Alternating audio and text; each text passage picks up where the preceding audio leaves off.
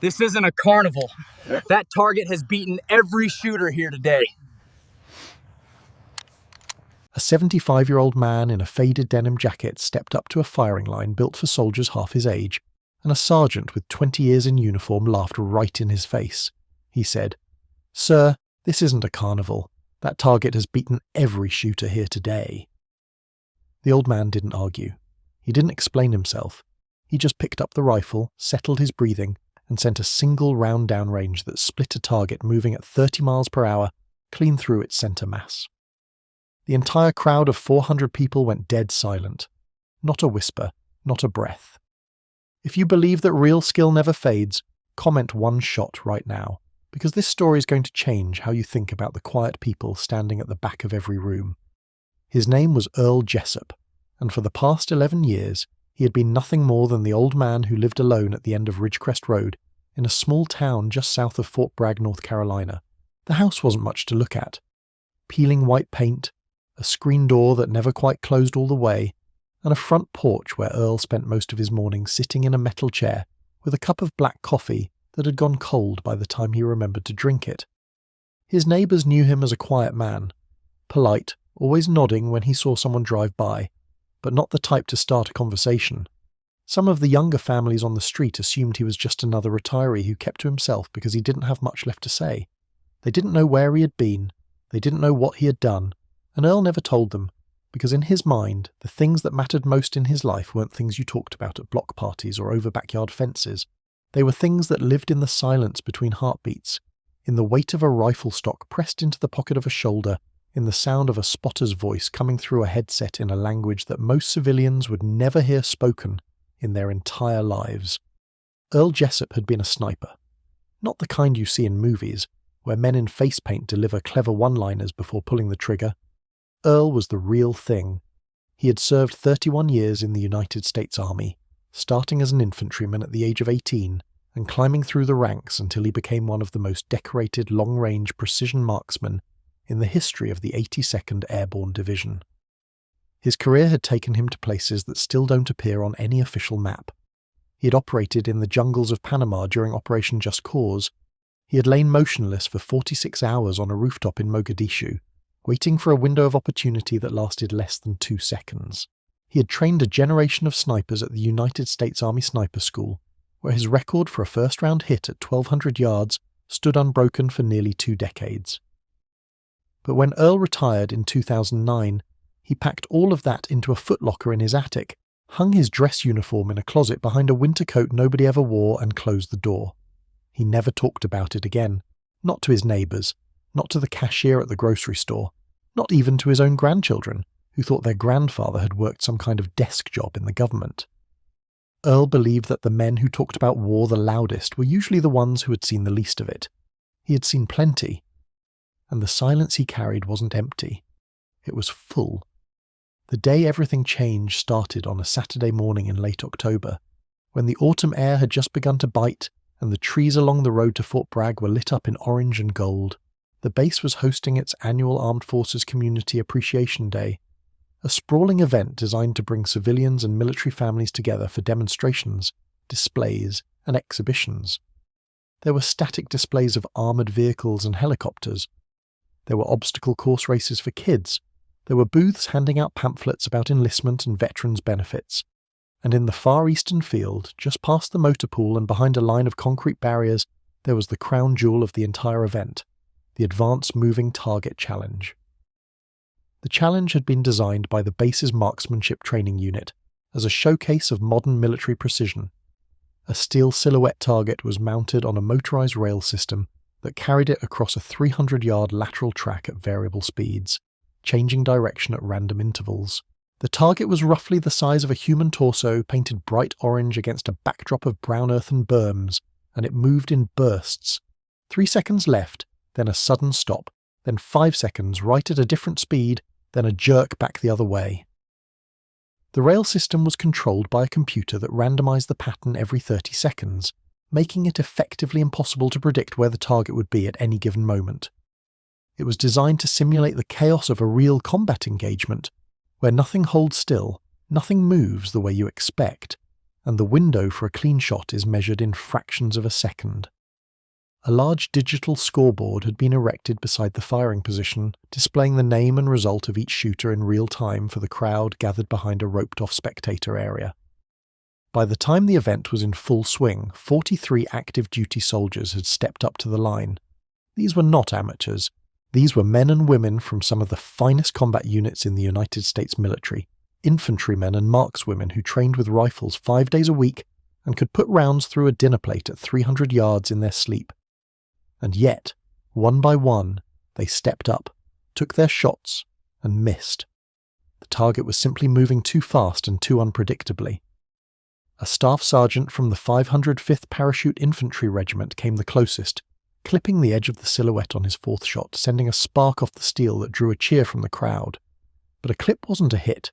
The scoreboard remained a wall of red X's, and the soldiers standing behind the line were starting to exchange looks that said the same thing without anyone needing to say it out loud.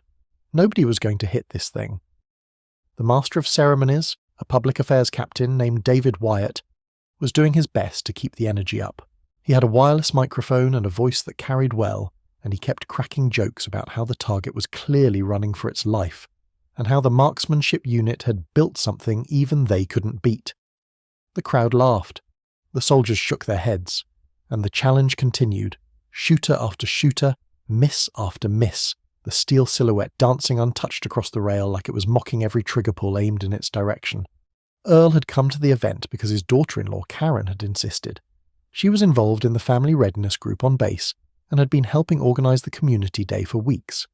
She had called Earl 3 times that morning to make sure he was coming, and Earl, who had never been able to say no to Karen because she reminded him of his late wife in ways that made his chest ache, had finally pulled on his boots, climbed into his old Ford pickup, and driven the 12 miles to the base. He had wandered the event quietly, stopping to look at a Bradley fighting vehicle that was newer than anything he had operated, nodding to a few soldiers who didn't give him a second glance, and eventually finding his way to the spectator area, around the moving target challenge. He stood near the back, behind families and younger veterans and groups of teenagers who were filming the misses on their phones and laughing every time the scoreboard flashed another red X. Earl watched with the patience of a man who had spent entire weeks watching and waiting. He studied the target, not casually, the way the spectators around him were watching, pointing and guessing and flinching at the sound of each shot. Earl watched the way he had been trained to watch. His eyes tracked the silhouette's movement in segments, cataloguing speed, distance, timing, and the mechanical rhythm of the rail system beneath the randomized pattern. He noticed things nobody else in the crowd would have seen. The slight deceleration before each direction change, a fraction of a second where the target was neither going left nor right, but hanging in a state of mechanical indecision. The barely perceptible hitch in the motor at the far end of the track, where the rail reversed and the target paused for maybe 0.2 of a second before accelerating the other way. To anyone else, the target was chaos. To Earl, it was a problem with a solution, and the solution was patience, timing, and a trigger squeeze so precise that the round left the barrel in the exact moment the universe aligned. He didn't plan to say anything. He had no intention of stepping up to that line. He was content to watch, to appreciate the skill of the young soldiers who were trying their best, and to go home when Karen was finished with her duties. But then something happened that changed his mind. A young soldier, barely 20 years old, with the patch of the 82nd Airborne on his shoulder, stepped up to the firing position and missed all 5 of his allotted shots. As the soldier walked back toward the crowd, his face tight with frustration, a group of his buddies started ribbing him. It was good-natured, the way soldiers always are with each other, but one of them said something that landed differently in Earl's ears. "That target's impossible, man. Nobody alive could hit that thing on the move. It's just physics." Earl heard that word. Impossible. And somewhere deep inside the quiet architecture of his discipline, something shifted. Not anger, not pride. Something older and more fundamental. A refusal to accept that word. Because Earl Jessup had spent his entire adult life doing things that other people called impossible, and he had done them so quietly that the world had simply forgotten he existed. He moved through the crowd slowly, the way old men do when their knees don't work the way they used to, but their minds are already 3 steps ahead. He reached the edge of the spectator rope and waited for a break in the action. Captain Wyatt was in the middle of calling for the next volunteer when Earl raised his hand. Not high, not dramatically. Just a weathered hand lifted to about shoulder height, the way a man bids at an auction when he knows exactly what something is worth and doesn't need to shout about it. Captain Wyatt saw him and paused. The microphone crackled. "Sir, are you volunteering?" Earl nodded once. A ripple went through the crowd. A few people smiled. A teenager near the front elbowed his friend and whispered something that made them both grin. A staff sergeant standing near the firing line, a broad-shouldered man named Reyes who had been running the challenge all morning, walked over with an expression that was equal parts concern and amusement. "Sir, I appreciate the enthusiasm, but this is a live-fire range. Have you handled a rifle before?" Earl looked at Sergeant Reyes with eyes that had seen things no firing range could replicate. "Once or twice," he said. Reyes hesitated. There was something in the old man's voice that didn't match his appearance. The words were soft, almost modest, but they carried a weight that Reyes couldn't quite identify. Protocol required that any civilian participant sign a waiver and demonstrate basic firearm safety before being allowed on the line. Earl signed the waiver with a hand that didn't shake. When Reyes handed him the standard-issue M4 carbine that every previous shooter had used, Earl took it with a familiarity that was immediately obvious to anyone who knew what they were looking at. He didn't fumble with the charging handle. He didn't ask which way the safety went. He checked the chamber with a motion so fluid and automatic that it looked like his body was remembering something his mind had never forgotten. He shouldered the weapon with the stock seated perfectly in the pocket of his right shoulder, his left hand gripping the handguard with fingers that found their position the way a pianist's fingers find the keys. Reyes watched this and felt something change in the back of his mind. He had been around shooters his entire career. He knew the difference between a man who had learned to shoot and a man who had been built to shoot. This old man in the faded denim jacket handled that rifle like it was an extension of his skeleton. The crowd had gone from amused to curious. Captain Wyatt, sensing a moment, played it up. "Ladies and gentlemen, we have a brave volunteer from the civilian side. Let's give him a round of encouragement." There was scattered applause, some of it genuine, most of it patronizing. Earl didn't hear any of it. He had already entered a space inside himself that he hadn't visited in years. A quiet room behind his eyes where the only things that existed were the weapon in his hands, the target in the distance, and the mathematics of wind, speed, distance, and time. The rest of the world, the crowd, the scoreboard, the laughter, the murmurs, all of it faded to nothing. He was back. Not in Fort Bragg in October 2024. He was everywhere he had ever been. Every rooftop, every hide site, every position where a single round had to count, because there would be no second chance. The range officer called the line hot. The computerized rail system hummed to life, and the orange silhouette began its unpredictable dance across the 300-yard track. Left, right, pause, left again. Fast, slow, jerk. The crowd watched Earl, expecting him to fire immediately the way every other shooter had. But Earl didn't fire. He stood motionless, the rifle shouldered, his cheek welded to the stock, his right eye locked on the iron sights. 5 seconds passed, then 10. The target moved left, then right, then paused for a breath and moved left again.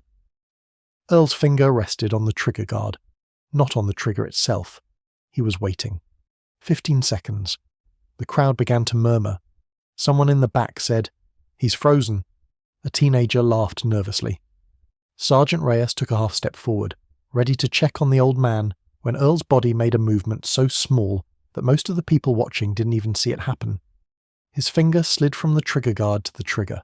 His breathing, which had been slow and measured, paused at the bottom of an exhale, and in the space between one heartbeat and the next, in that impossible fraction of time where the target reached the far end of the rail and hung suspended for 0.2 of a second before reversing direction, Earl Jessup squeezed the trigger. The crack of the rifle split the autumn air like a thunderclap. 300 yards downrange, the orange steel silhouette jolted violently on its rail, a clean hole punched dead center through its mass.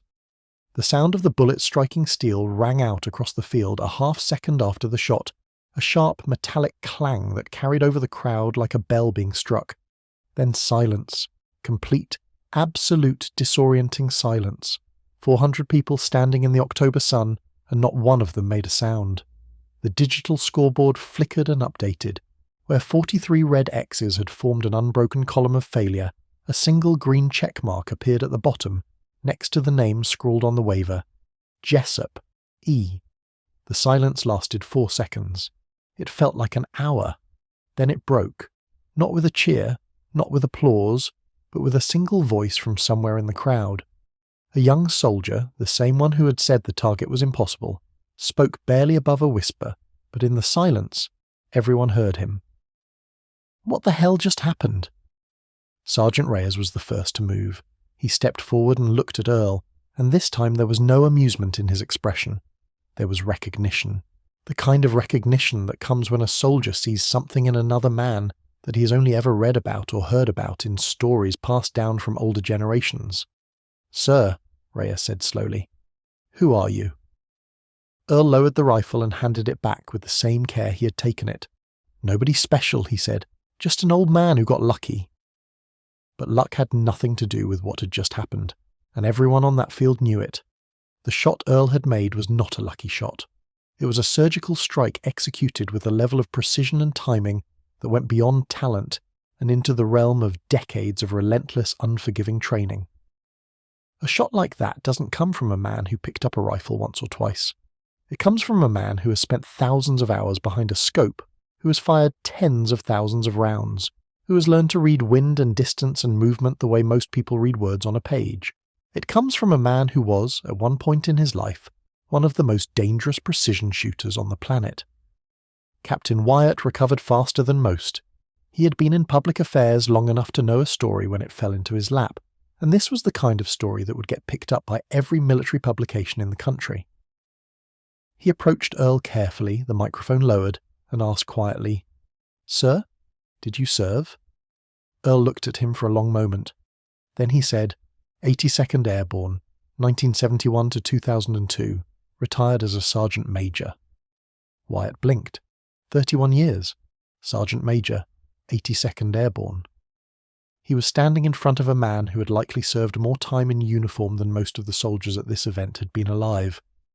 "What was your MOS?" Wyatt asked, already knowing the answer but needing to hear it.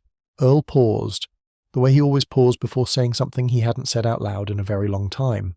11 Bravo, originally, but I spent most of my career in the sniper section.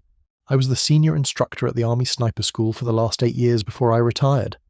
The information moved through the crowd like a wave. Soldiers turned to other soldiers. Phones came out. Someone was already searching Earl's name, and what they found stopped them cold. Sergeant Major Earl Jessup wasn't just a sniper. He was a legend. His name appeared in doctrinal manuals used at the sniper school to this day. He held the record for longest confirmed first-round hit during Operation Gothic Serpent in Somalia. He had received the Silver Star, 2 Bronze Stars with Valor, and a Purple Heart. He had trained more combat snipers than any other instructor in the school's history, and he had done all of it so quietly, so far from the public eye, that he had simply disappeared into civilian life like a stone dropping into still water. Sergeant Reyes stood at attention. It wasn't a conscious decision. His body did it before his mind caught up, the way a soldier's body responds to the presence of rank and history and sacrifice. Other soldiers followed. One by one, across the field, men and women in uniform straightened their spines and squared their shoulders, not because anyone gave an order, because some things don't require orders.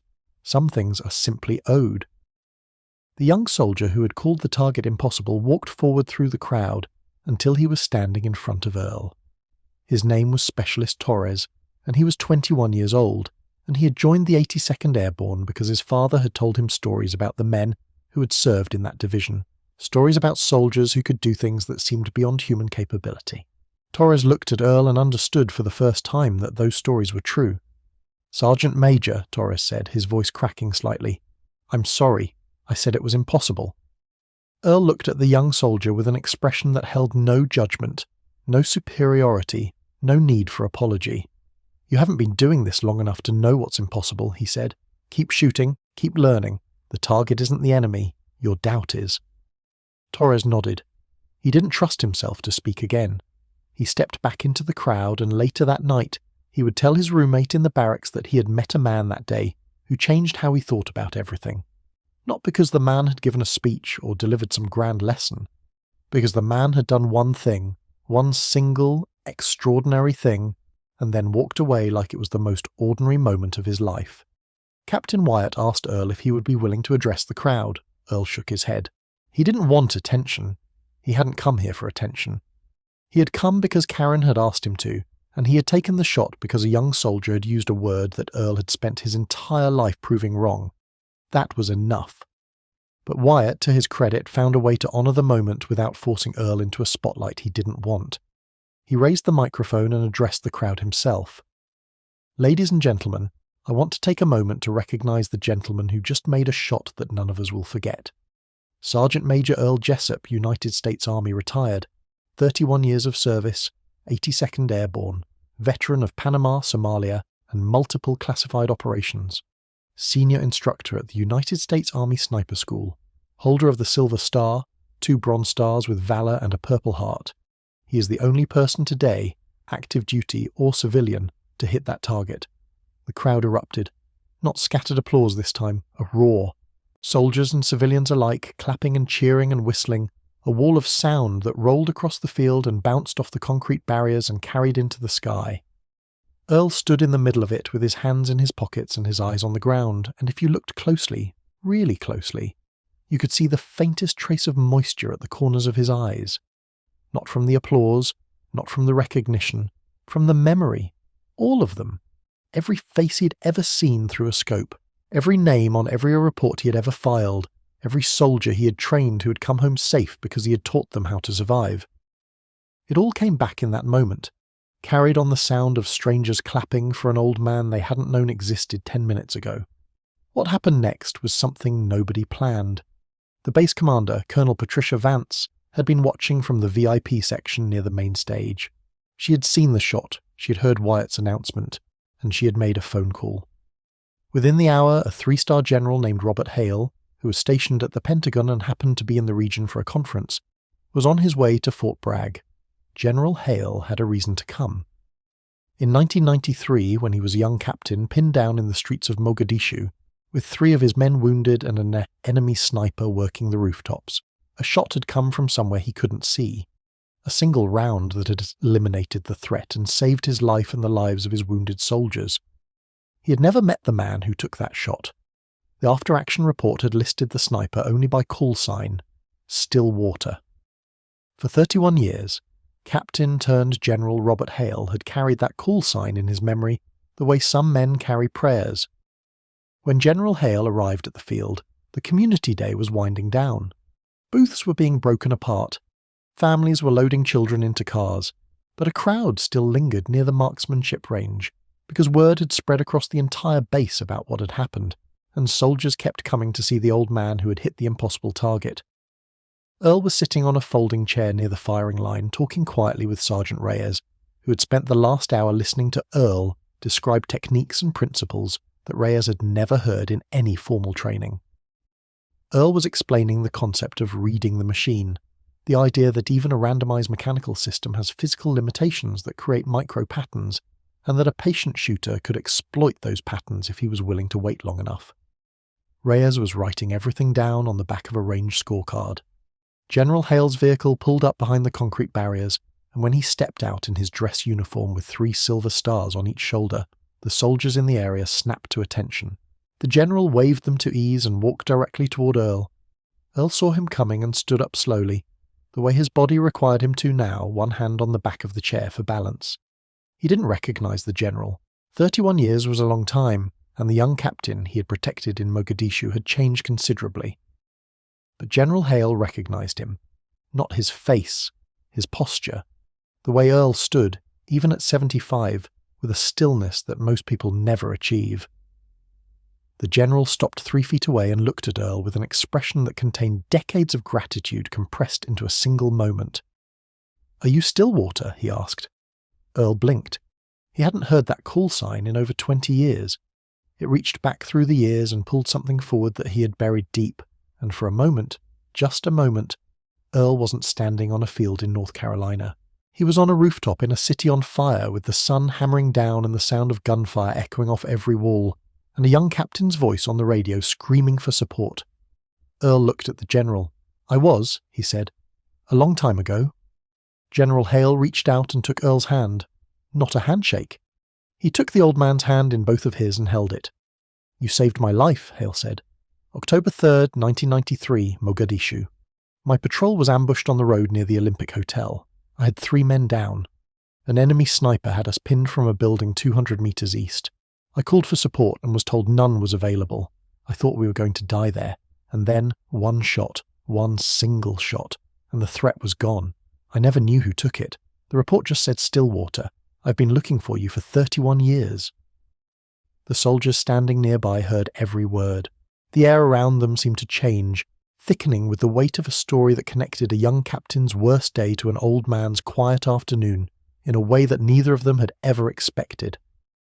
Earl said nothing for a long moment. Then he said, "You got your men out." "Because of you," Hale replied. "Because of one shot." Earl pulled his hand back gently. "I was doing my job," he said. "That's all any of us were doing."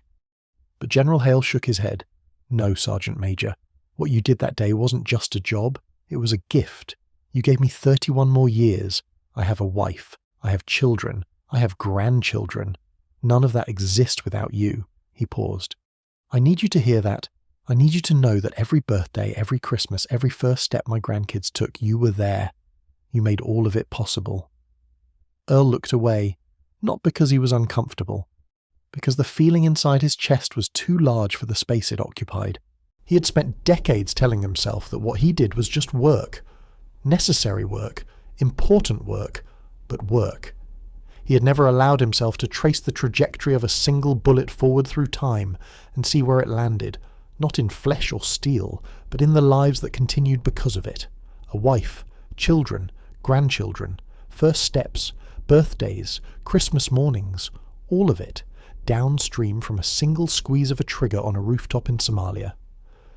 Colonel Vance stepped forward and announced that, in recognition of his service and his extraordinary demonstration of skill, Sergeant Major Earl Jessup would be invited to the base as a guest instructor for a special marksmanship clinic. The soldiers present would later learn that this clinic would become a permanent annual event, named the Jessup Precision Marksmanship Seminar, and that Earl would return to Fort Bragg every year for the rest of his life to teach the next generation of shooters the things that no manual could capture, the things that lived in the silence, the patience, the discipline, the understanding that a weapon is only as precise as the mind behind it. Specialist Torres was among the first to sign up for the clinic. He would go on to become one of the top competitive marksmen in the 82nd Airborne, and when people asked him how he got so good, he always told the same story. He told them about an old man in a denim jacket who walked up to a firing line on a Saturday morning and did something that nobody believed was possible. And then Torres would say the thing that Earl had said to him, the words that had restructured his entire understanding of what it meant to be a soldier. "The target isn't the enemy. Your doubt is." Earl drove home that evening as the sun dropped behind the trees and the sky turned the colour of the old copper. Karen called him on the way to ask how the event had gone, and Earl said, "It was fine. Good people." He didn't mention the shot, he didn't mention the general. He didn't mention the 31 years of silence that had been broken by a question he never expected to hear. When he got home, he sat on his front porch with a cup of coffee that went cold in his hands, and he watched the stars come out one by one over the trees. Somewhere on that base, soldiers were still talking about what they had seen. Somewhere in the Pentagon, a 3-star general was telling his wife about the man who had saved his life 3 decades ago and never asked for a single thing in return. And somewhere on Ridgecrest Road, an old man sat alone with the quiet satisfaction of knowing that the skills he had spent a lifetime sharpening had not dulled, that the discipline he had carried through jungles and deserts and cities on fire was still inside him, steady and sure like a heartbeat that never falters. The next morning, Earl went to his attic and opened the footlocker for the first time in 15 years. Inside were his medals, his unit citations, his old range cards with handwritten notes in margins, and a photograph of his sniper team in Somalia. 4 young men squinting into the sun with dust on their faces and rifles across their laps. Earl held the photograph for a long time. He could name every man in it. He knew where each of them was now. 2 were gone. One was in a wheelchair in a VA hospital in Texas, and one was standing in his attic in North Carolina, holding the picture with hands that were older but no less steady than the day it was taken. He brought the footlocker downstairs and set it on the kitchen table. When his granddaughter Lily came over that afternoon for her regular Sunday visit, she found him sitting at the table with the contents of the locker spread out in front of him. She had never seen any of it before. The medals, the photographs, the faded green beret, the dog tags that still bore his name and blood type and service number. "Grandpa," she said, her eyes wide, "what is all this?" Earl looked at her, this 12-year-old girl with her mother's eyes and her grandmother's stubborn chin, and he realized something that the years of silence had hidden from him. The stories he had kept locked away weren't his to keep. They belonged to the soldiers he had served with, to the lives he had protected, to the country he had sworn to defend, and to this girl sitting across from him who deserved to know where she came from. Not the violence, not the darkness, but the courage, the sacrifice, the brotherhood. The idea that ordinary people can do extraordinary things when they commit to something larger than themselves. "Sit down," Earl said. "I want to tell you some things." And for the first time in over 20 years, Earl Jessup began to talk. He told Lily about the day he enlisted, about the drill sergeant who told him he would never amount to anything, and the shooting instructor who told him he had the steadiest hands he had ever seen. About the first time he looked through a scope and realized that the world made more sense to him at distance than it did up close. About Panama and Somalia and all the places in between. About the men he had served with and the men he had lost. About the shot in Mogadishu that a general had carried in his heart for 3 decades. About a moving target on a Saturday morning and a word called impossible that he still refused to accept. Lily listened to every word. She didn't interrupt. She didn't look at her phone. She sat there with her hands in her lap and her eyes on her grandfather's face, and when he was finished she said something that made Earl smile for the first time in a long time. "Grandpa," she said, "can you teach me to shoot?" Earl looked at her. "I can teach you to be patient," he said. "The shooting part comes after." The story of what happened at Fort Bragg spread far beyond the base. A video taken by a spectator showing Earl's shot from the moment he raised the rifle to the moment the steel target jolted on its rail was uploaded to social media and viewed over 12 million times in the first week. Military news outlets ran features. Local television stations sent crews to Ridgecrest Road, where Earl politely declined every interview request except one, a short conversation with a reporter from the base newspaper who had served in the 82nd and understood that some stories need to be told quietly. The article ran under a headline that said simply, "Stillwater returns." It was the most read article in the paper's history. But the real impact wasn't in the headlines or the view counts. It was in the change that rippled outward from that single shot. The soldiers at Fort Bragg began visiting Earl regularly. They came to his house on Ridgecrest Road, sometimes alone, sometimes in small groups, and they sat on his porch and drank coffee that went cold and listened to a man who knew more about their profession than any textbook could contain.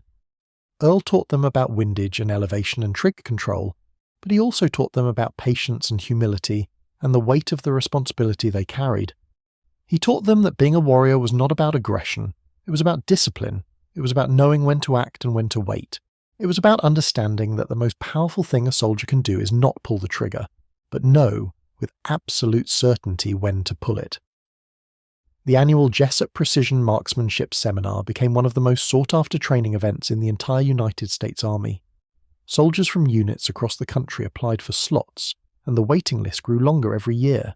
Earl taught every session personally, standing at the firing line with a cup of coffee in one hand and decades of wisdom in the other, correcting grips and adjusting breathing techniques and reminding every young shooter that the most important piece of equipment they carried was not the rifle in their hands, but the discipline in their minds. General Hale, now retired himself, attended every seminar. He sat in the back row of the bleachers and watched Earl teach, and sometimes when the light hit the field in a certain way and the sound of controlled rifle fire rolled across the range, Hale would close his eyes and remember a rooftop in Mogadishu. He would remember the fear. He would remember the certainty that he was going to die. And he would remember the sound of one shot, one single, perfect shot that came from somewhere he couldn't see, and how in the silence that followed, he understood that someone he would never meet had just given him the rest of his life. Sometimes, after the seminar ended and the soldiers had gone, Earl and Hale would sit together in folding chairs at the edge of the range and watch the sunset paint the sky over Fort Bragg. They didn't talk much. They didn't need to. They were two old men who had been young in a place that had tried to kill them, and they had survived because of each other, and the silence between them was not empty. It was the fullest thing either of them had ever known. Earl Jessup lived the rest of his years the way he had lived all of them, quietly, purposefully, and with a steadiness that never wavered. He taught Lily to shoot, and she turned out to be a natural, just like her grandfather, with steady hands and patient eyes, and a refusal to accept the word impossible that ran in the family like a second heartbeat. He sat on his porch every morning with his coffee.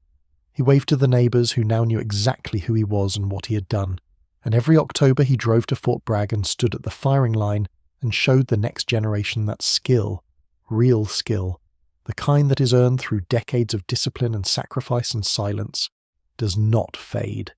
It does not diminish with age. It does not disappear simply because the world has stopped paying attention. It waits like a round in the chamber, steady and patient and ready for the moment when it is needed most.